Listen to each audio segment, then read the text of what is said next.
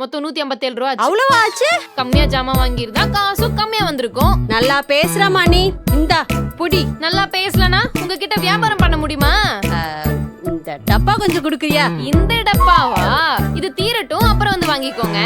பொருளுக்கு அழகே இந்த டப்பா தான். ஒரு டப்பாவே குடுக்க மாட்டேற. நான் மட்டும் உன் கடையில பொருள் வாங்கணுமா என்ன? இந்தாங்க உங்க பொருளே எனக்கு தேவையில்ல, வச்சுக்கோங்க. பொருளை காசு கொடுத்து வாங்குறீங்க, டப்பாவை என்ன காசு கொடுத்தா வாங்குறீங்க? அதுக்கும் இதுக்கும் என்னக்கா சம்பந்தம்? என்னாச்சு? என்ன பிரச்சனை? அவங்க இந்த டப்பாவை கேட்டாங்க மாமா.